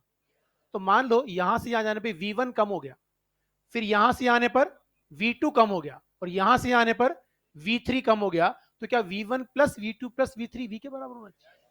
तो हम क्या लिखेंगे? V बराबर V1 plus V2 plus V3 ना, बोलो ना भाई।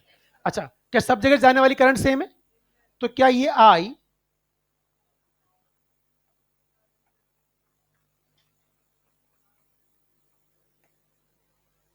और IR1 IR2 IR3 आई कॉमन ले लेना, ये V बना, इसको नीचे लेके जाओ, V अपॉन आई, क्या R बनेगा? तो R की वैल्यू किसके बराबर? R1 plus R2 plus R3। तो this is the formula of series combination. अगर आपसे कहा जाए इफ एन आइडेंटिकल रेजिस्टेंस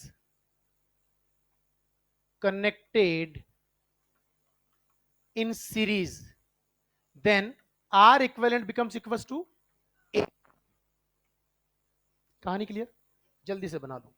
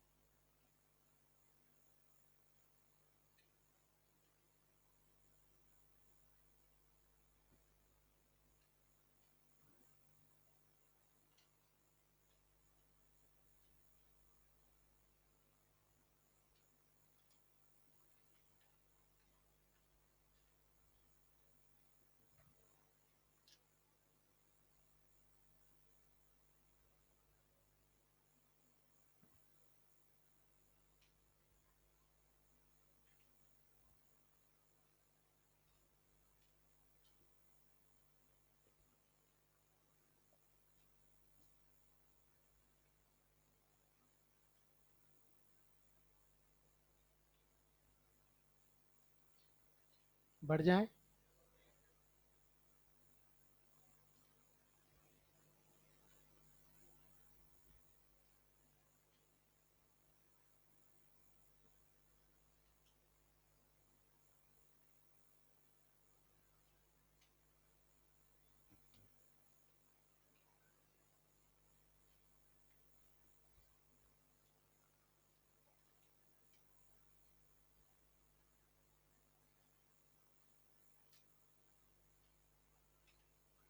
बढ़ जाए। एक छोटा सा सवाल कीजिए, क्वेश्चन लिखो, find out potential difference across each register। find out potential difference across each register।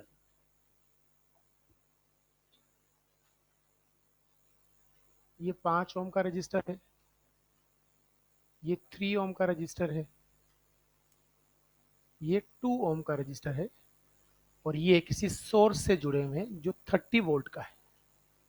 कितना है? 30 वोल्ट का। ठीक है, तो यहां का पोटेंशियल डिफरेंस कितना होगा? V1। यहां का V2 कितना होगा? और यहां का V3 कितना होगा?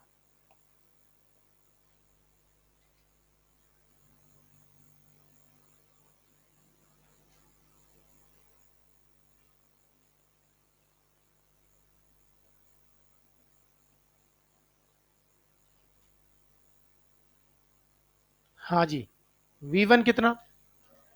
15 वोल्ट। V2 कितना? 9 वोल्ट। V3 कितना? 6 वोल्ट। इफेक्टिव रेजिस्टेंस कितना आएगा? 10। कितना सोर्स जोड़ा? 30 का। तो V बराबर आई आर, आई बराबर V upon are equivalent use करेंगे, 30/10 बिकम्स 3। 3 एम्पियर की करंट यहाँ से ड्रॉ होगी, और यहाँ का आई आर कितना हो जाएगा? 15, यहाँ का आई आर 9, यहाँ का आई आर 6। सिंपल। बोलो ना। हाँ, पहले बात करेंगे पैरेलल कॉम्बिनेशन की, फिर आएंगे नेटवर्क प्रॉब्लम्स पे। जल्दी से लिखो। अच्छा एक बात बताओ, क्या सीरीज के अंदर सभी रजिस्टर से जाने वाली करंट सेम है? क्या V बराबर आई आर होता है? तो सभी का अगर I सेम है तो क्या V प्रोपोर्शनल टू R आएगा? नहीं आएगा? आएगा ना? नहीं समझ में आई बात? यहाँ रेजिस्टेंस का रेशियो क्या था? 5:3:2। तो क्या इसका रेशियो भी 5:3:2 ही है?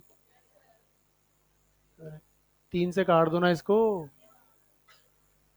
नहीं समझ में आई बात? तो in case of series combination, potential difference across the resistors are always in the ratio of resistors. किसके रेशियो में आएगा? पहले लिखिए parallel combination. Parallel combination.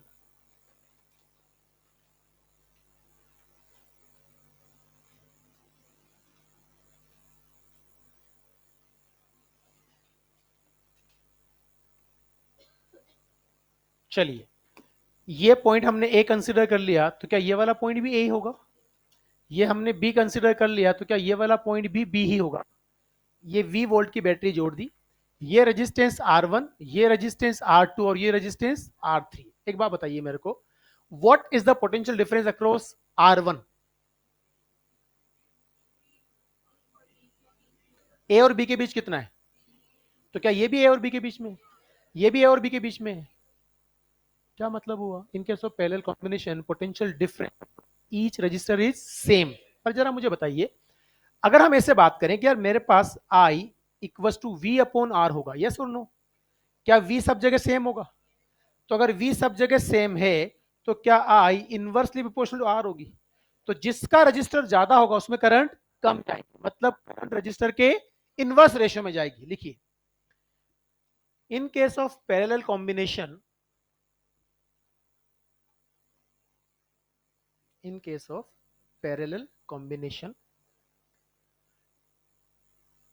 potential difference across each register is same.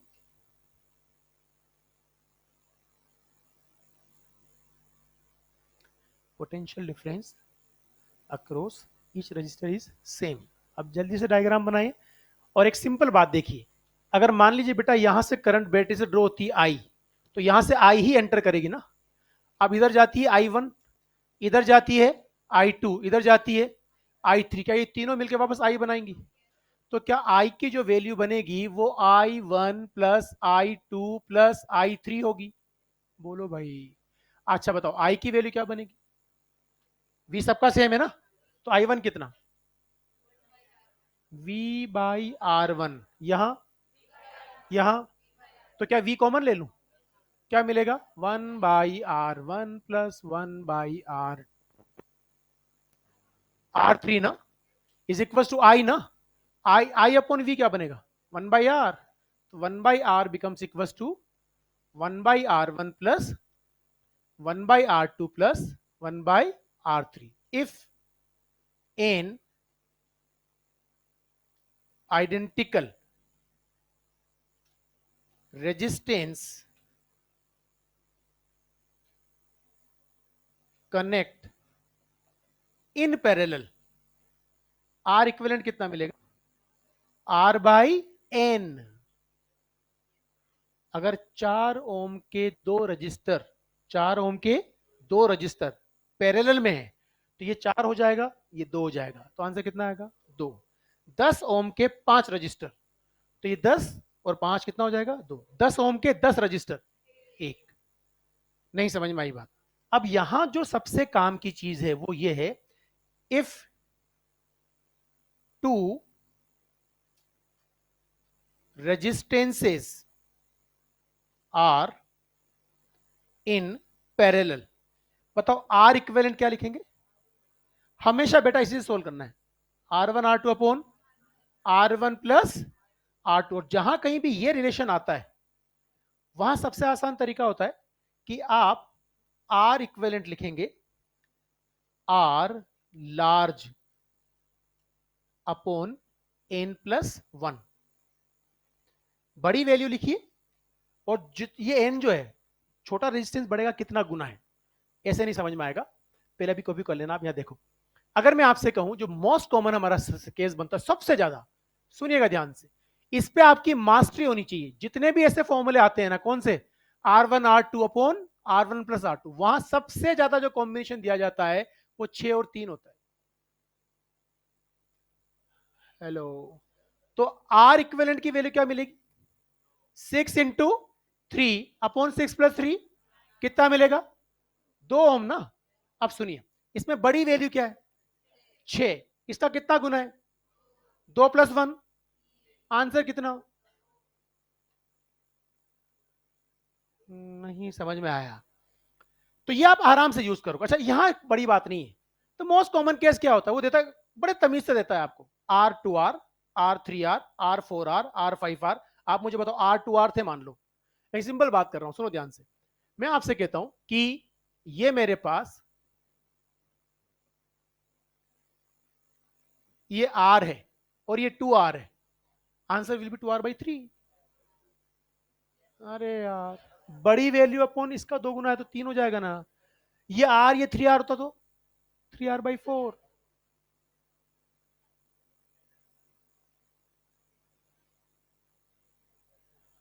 अरे गरीबों में कह रहा हूं, अगर ये 3R होता तो लार्ज वैल्यू क्या है, 3R, उसका कितना गुना है, 3 + 1, तो 3R/, अगर ये 4R है तो 4R/5, ये 6R है तो ये 9R है तो 9R/8 ना, सॉरी 9R/10 ना। अब इसमें भी एक मजेदार चीज है, इसको भी डबल करता जाता है, या तो ये मिलेगा या इसको भी, दोनों को डबल कर देगा, तो आंसर भी डबल हो जाएगा। अरे देख लेना आप सब, इसको मत जोड़ देना, पता लगा दोनों एक सर्किट। ठीक है, ये कर दिया उसने 12 ओम, ये कर दिया उसने 6 ओम। बताओ आर इक्विवेलेंट कितना होगा, 4 ओम।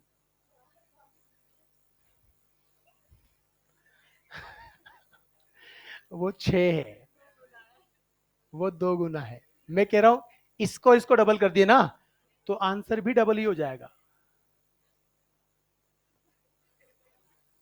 कभी भी देखना, 6 और 3, 12 और 6, या 24 या 12, तो फिर से डबल हो जाएगा, 8 ना।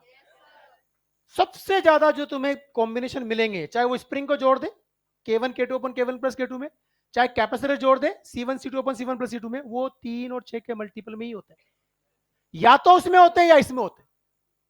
तो बहुत आसान हो जाता है सोल्व। यहां बताओ आर इक्विवेलेंट कितना है, 3R/4। नहीं समझ में आया, अब पहले इसको बनाओ।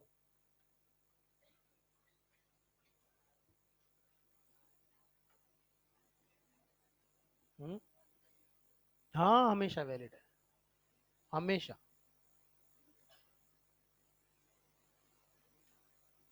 फॉर्मूला इस शक्ल में होना चाहिए बस। रिड्यूस मास आता है ना, M1 M2 अपन M1 प्लस M2, वहां भी ये वैलिड है। C1 C2 अपन C1 प्लस C2, वहां भी वैलिड है। R1 R2 अपन सब जगह जहां भी फॉर्मूला है वहीं लगा सकते हो। R large upon N+1, N क्या है, छोटे वाले का कितना गुना है बड़ा वाला। नहीं समझ में आई बात।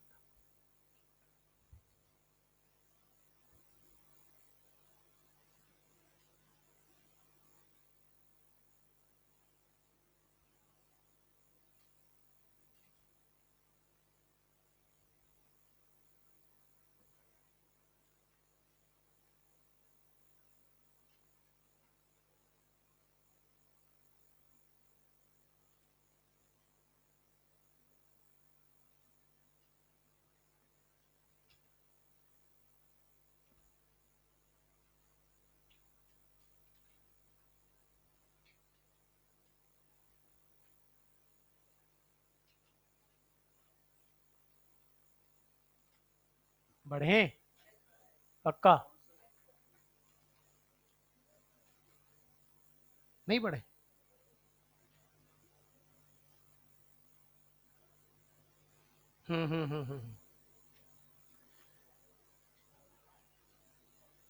बोलो, बनाओगे इसको,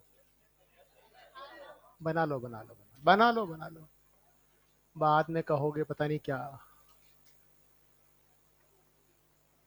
हाँ, बनाने नहीं दिया आपने।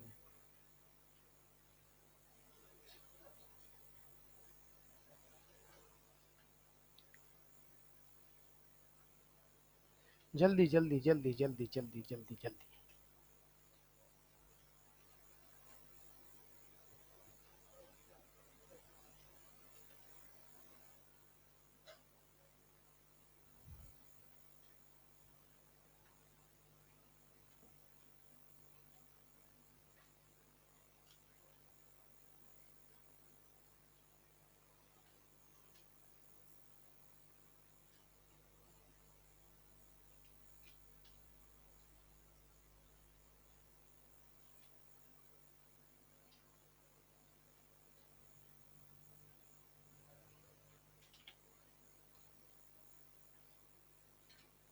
बढ़े।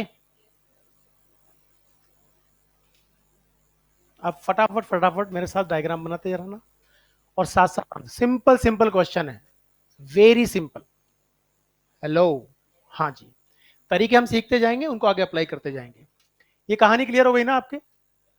6 और 3 का कॉम्बिनेशन मोस्ट कॉमन दिया जाता है, इसको डबल कर देगा 12 और 6, फिर डबल कर देगा 24 और 12, तो उसी फॉर्म में आंसर आएंगे। ठीक है, अब सुनिए ध्यान से।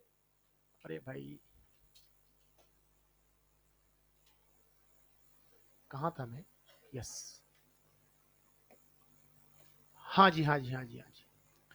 अब एक सिंपल सा सवाल, वेरी सिंपल। डायग्राम साथ में बन जाना चाहिए, अगरबत्ती नहीं लगानी है।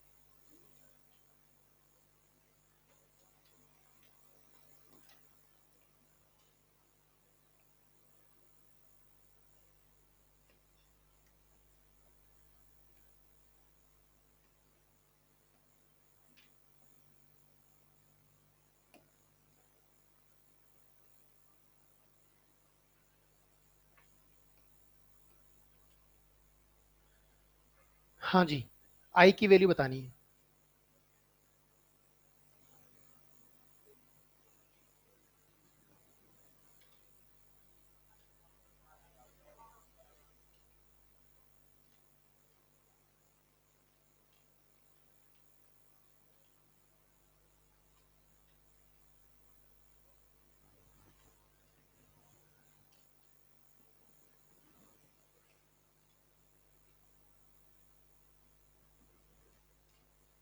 बोलो।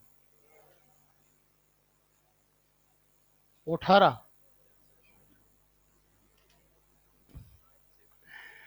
देखो, सबसे आसान तरीका क्या है? क्या सबका पोटेंशियल डिफरेंस सेम है? कितना? 3 ना। तो इसके करंट कितनी जाएगी? 18/6 कितनी है ये? बोलो ना गरीबों। 3 एम्पियर। ये 18/3 कितना? 6 एम्पियर। ये 18/2 कितना? 9 एम्पियर। अभी तीनों यहां की बनी है ना?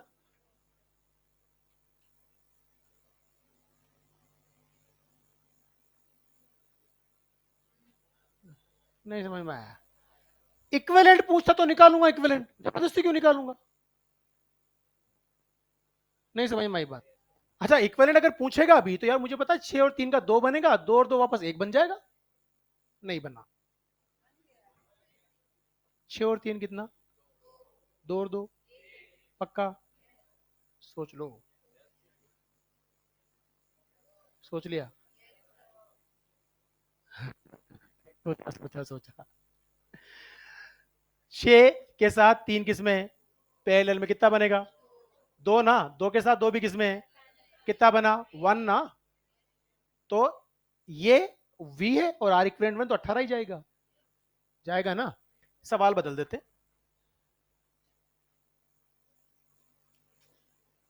देखो, ये टीचर का फायदा है, कभी कभी हमेशा फायदा होता है, तो मैं नहीं हो सकता, क्या ही कर सकते हैं। ये भी 2 ओम है। ये पॉइंट ए है, ये पॉइंट बी है, और ये पॉइंट सी है। मुझे VBC बताना है। अब वो नहीं रहेगी नोटंकी, बदल गई करंट। इसका इक्विवेलेंट कितना आया था? 1। क्या वो सीरीज में? बोलो ना। कितना बना? 3। तो करंट कितनी ड्रॉ होगी यहां से? बोलो ना यार। क्या आर इक्विवेलेंट की वैल्यू 3 ओम बनेगी? क्या इन सबका इक्विवेलेंट एक आया था? क्या एक के साथ दो सीरीज में है?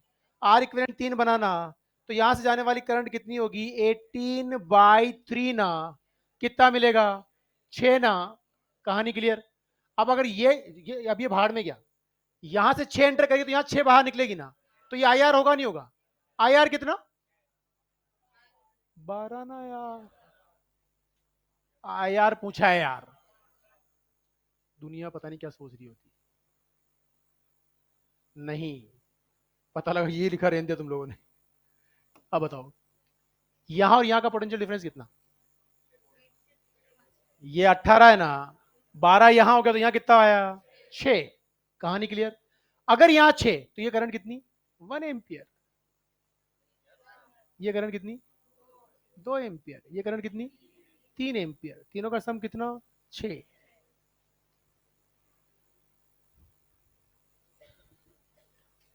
नहीं, नहीं ना, नहीं ना।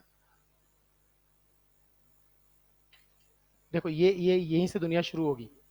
यहां अगर जरा सा भी दिमाग में लगाना पड़ रहा है, मतलब हम कंफर्टेबल नहीं, फिर आगे तो तुम्हारी हवा भी नहीं लगेगी कि बहुत बदसूरत शक्ल के नेटवर्क आएंगे।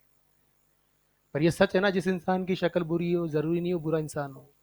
इसका रिवर्स भी ट्रू है।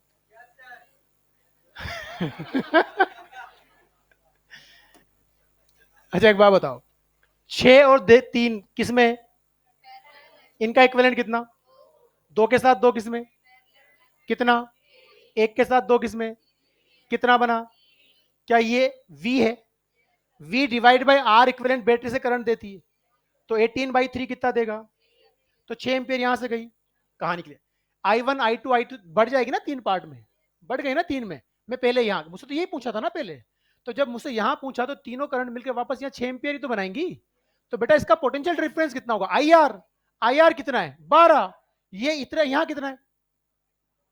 ये 18 है ना, 12 है क्या ये कितना है? 18। क्या ये सी है तो ये भी सी है? बोलो ना भाई। इसको ए बोल दूं तो क्या ये भी ए है? एक बात बताओ, बी और सी के बीच पोटेंशियल डिफरेंस 12, ए और सी के बीच में 18, तो ए और बी के बीच में कितना? 6। तो इसका पोटेंशियल डिफरेंस कितना? तो करंट कितनी जाएगी? वी बाई आर जाती है ना, वी बाई आर। तो 6/6 क्या होगा? 6/3, 6/2।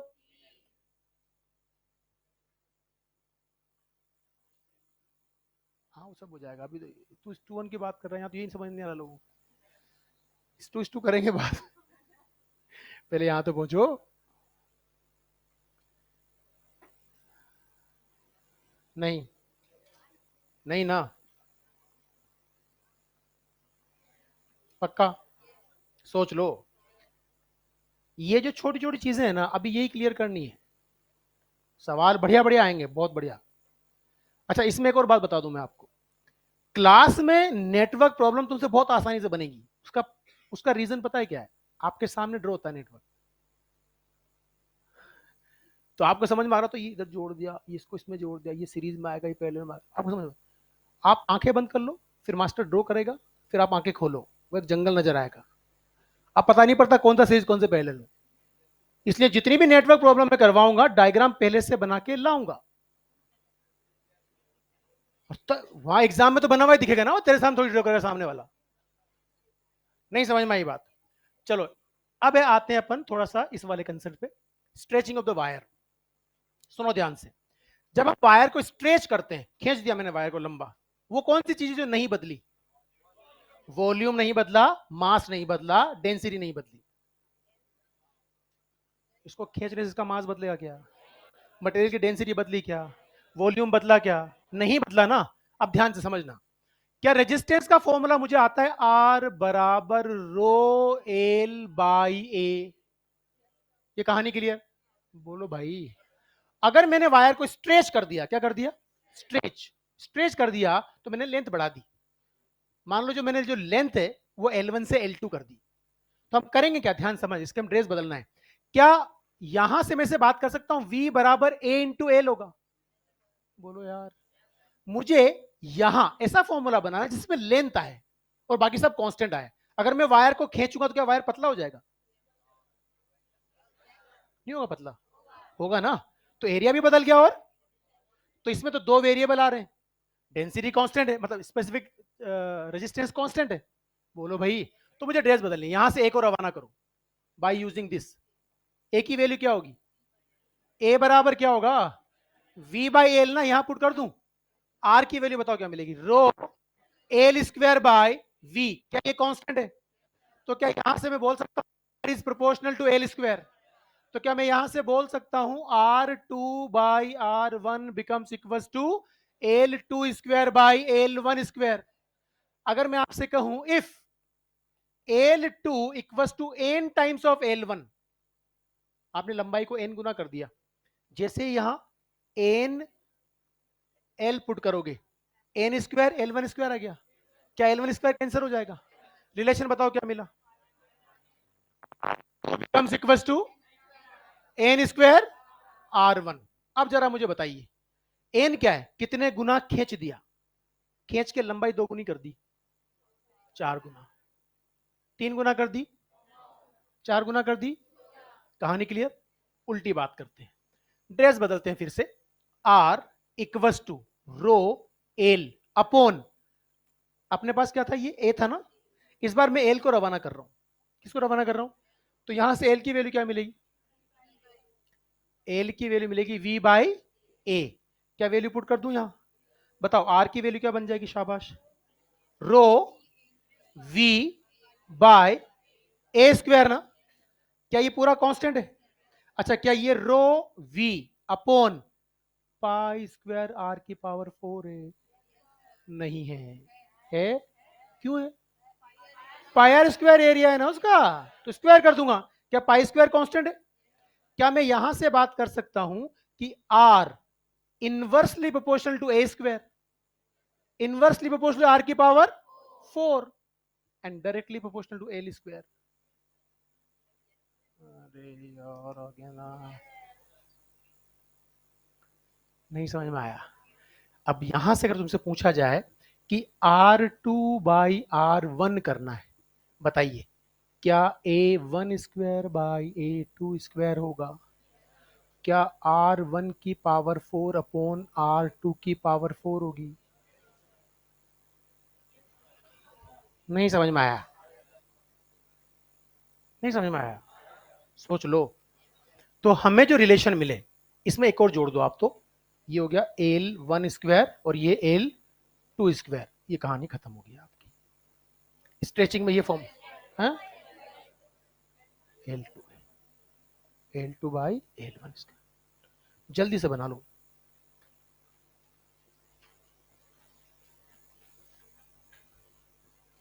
ब्रेक जाएगा तुम्हारा, जाएगा ही। ना ना ना, इसके सवालों के बिना मैं छोड़ नहीं सकता तुम्हें। तो चुप ही रहा कर, जब तक ये बोले ही ना इसका समझ में नहीं आता कुछ।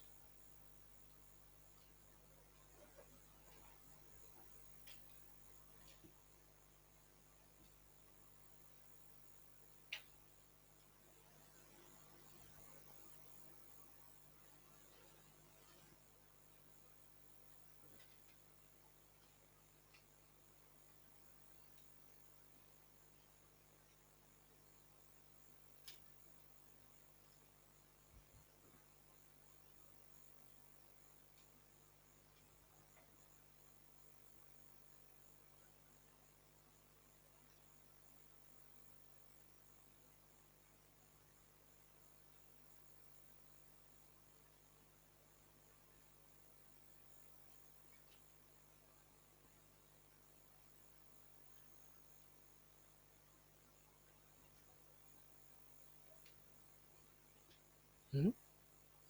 इतनी खुशी मतलब? जोक याद आ गया तेरे को? तो तू मतलब अकेला क्यों, ये मतलब ये अकेला ही हंस रहा है यार, तो अपन को हक हंसने का हक नहीं गया? बनता है ना खड़ा होकर जोक सुना तो। गलत बात। थोड़ा वैसा कैसा? मतलब हम रेजिस्टेंस सीख रहे हैं क्लास में, अभी हम परसेंटेज चेंज के सवालों पे आने वाले हैं, ये वैसा जोक सोच रहा है। अब आप सोचो, सवाल जब पेपर में करने जाएगा तो वो इसको यहाँ रेजिस्टेंस याद आएगा या जोक याद आएगा? हाँ, तो फिर वो पेपर भी जोक बन जाएगा। और जब पेपर जोक बनेगा तो फ्यूचर भी जोक। अच्छा, ड्रॉप का नहीं सोचा तूने?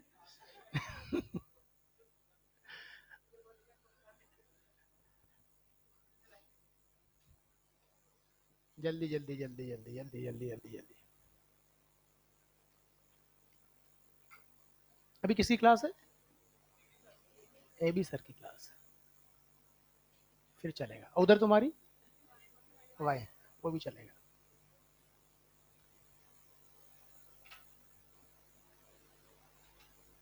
देखो, यहाँ जो सवाल बनते हैं ये प्रोफाइल आप कई अलग अलग चैप्टर्स में करते हो। सबसे पहले आप इसको पढ़ते हो, percentage change in kinetic energy when change is occurs in momentum. याद है मोमेंटम इतना बदला तो काइनेटिक एनर्जी कितने परसेंट बदलेगी? बहुत फेमस सवाल थे। वही सवाल आप यहाँ करोगे। And definitely we will not use any kind of the calculation for solving these questions. हम इनको ओरली सोल्व करना सीख लेंगे। Within the fraction of second आप आंसर निकाल लोगे। एक छोटे सवाल का जवाब दीजिए मुझे, बढ़ जाए आगे। अब सुनना ध्यान से, हमारा जो रिलेशन है बेटा जी, R equals to rho L square by V है ना? क्या R is proportional to L square है? अब ध्यान से सुनना। एक तो तरीका पूरा पूरा सोल्व करने का, अगर मैं आपसे कहूं इफ एल इंक्रीजेज बाय 10%, कितना बढ़ा दिया? तो लेंथ अगर पहले एल थी तो मैंने कितनी कर दी? एल प्लस 0.1 एल ना, इतनी कर दी। मैं आपको कोई लंबी कैलकुलेशन नहीं बताऊंगा, सीधी सीधी बात करूंगा। आप कैसे करेंगे? यहां मैं एक टेबल बना रहा हूं, तुम्हारे सारे सवाल यहां से बन जाएंगे।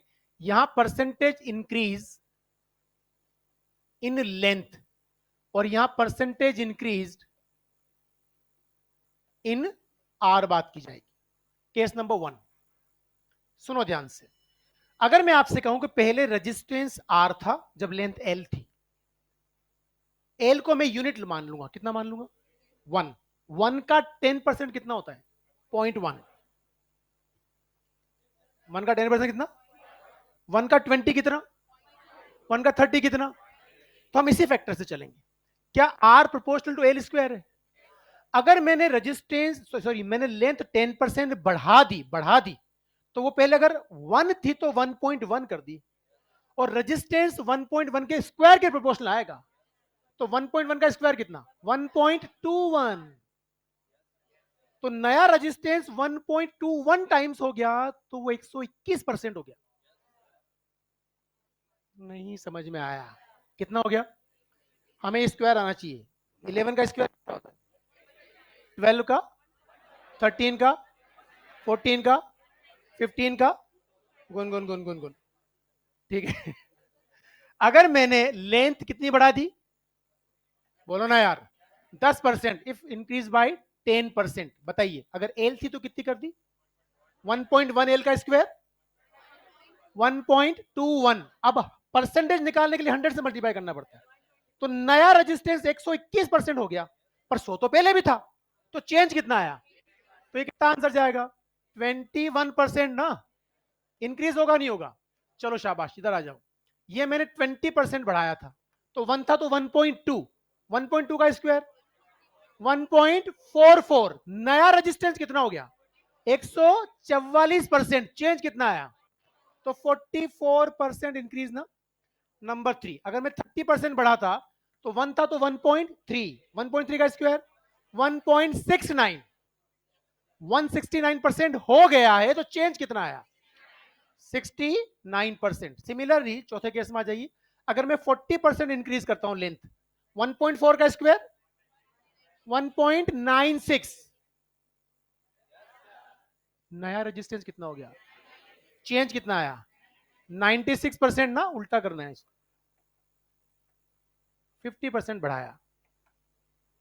1.5 का स्क्वायर 2.25, नया रेजिस्टेंस 225% हो गया। चेंज कितना आया? 125%। अगर मैंने 100% बढ़ा दिया, कितना बढ़ा दिया?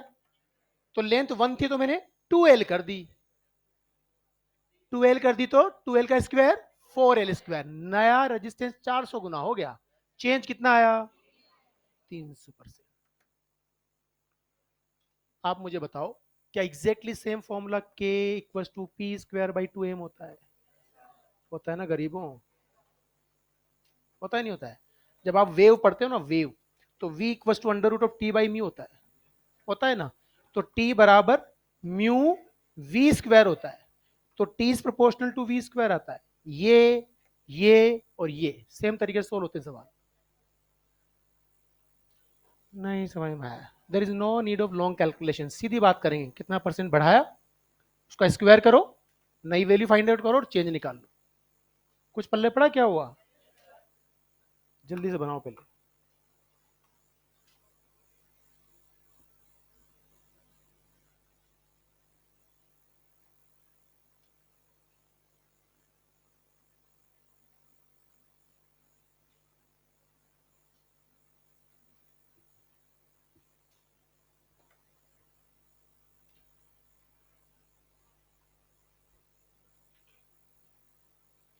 ELP number 2, concept builder 2, concept builder 2, ELP number 2, exercise 1, question number 1 to 28। ELP number 2, concept builder 2, question exercise number 1, 1 से 28। ये कितने लोगों की समझ में नहीं आया? मुझे पता नहीं आया ये, या तो तुम बता दो वरना मैं अभी पूछूंगा। अभी मैं कह रहा हूं, जिसके समझ में नहीं आया वो पूछ लो। हेलो, सोच लो। सबके समझ में आ गया? आ गया? सोच लो।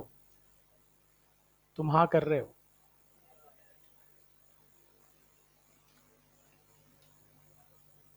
तेरे आगे क्या नाम है तेरा? हाँ, अब मेरी सीलियरी मसल्स बिल्कुल ठीक है। मैं जिधर देख रहा होता हूँ उसी से बात कर रहा होता हूँ, मैं भेंगा नहीं देखता। इसलिए जिससे आई कांटेक्ट हो गया वो मान ले मेरे से बात की जा रही। कई बार तो आखिरी बच्चे से बात करो, कोने में बैठा हुआ, वो भी दीवार की तरफ देखता है, मैं तेरे से बात कर रहा हूँ। हाँ बेटा, क्या नाम है? दीपिका। समझ में आ गया? सोच ले, आगे समझ में। अच्छा एक बात बता, 16 का स्क्वायर क्या होता है? और तुम हंस रहे? अभी तेरे से दूसरा स्क्वायर पूछ लूंगा फिर। हाँ यार, हाँ, बहुत बढ़िया, बहुत बढ़िया। तो अगर मान ले मैं किसी वायर को इस तरह से स्ट्रेच करूं कि इसकी लेंथ मैंने 60% बढ़ा दी, कितनी बढ़ा दी? तो बताओ उसका रेजिस्टेंस कितने परसेंट बढ़ जाएगा?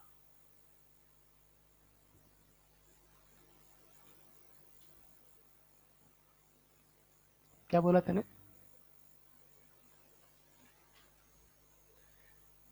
इसको 101% ये आंसर आता है, पता है मुझे, उसको ज्यादा पता है उसके बारे में। मतलब आप सोचो, मैं तो चलो उसका चेहरा देख रहा हूँ, उसके चेहरे पे क्या लिखा हुआ आ रहा है। वी आर द टीचर्स ना, 24 सालों के जग मारते हो, बच्चे के चेहरे पे लिखा हुआ था कि मेरे समझ में नहीं आया, बकवास बंद करो। ये वो भाई वहां कोने में बैठा है, उसको तो ये भी नहीं पता मैं किससे पूछ रहा हूँ, पर उसको दूसरे के बारे में पूरा ज्ञान है। 90% आबादी की समस्या ये है कि मैंने क्या बिगाड़ा था, मुझसे क्यों पूछा। कोई टारगेट नहीं है। उसने बिल्कुल सही बोला, मैंने कहा 16 का स्क्वायर बताओ ना, बोला 256। गलत बोला क्या? फिर मैंने उससे बोला 60% बढ़ा दिया, तो 1.6 का स्क्वायर ही करना था, 2.56 बनता। नया रेजिस्टेंस 256% होता। चेंज निकालने के लिए 100 माइनस करना पड़ता है, तो 56 नहीं आंसर, 156। अच्छा तूने 156 ही बोला था, वन साइलेंट था। नेक्स्ट क्लास में हम ये सवाल तो करेंगे ही करेंगे, वो जो तुम्हारे कैजुअल मेथड्स होते हैं, मतलब वो भी कर लेंगे, और फिर फ्रैक्शनल चेंज के सवाल करेंगे। एक बार आप अपना होमवर्क जरूर पूरा करके आना, ठीक है? Thank you so much.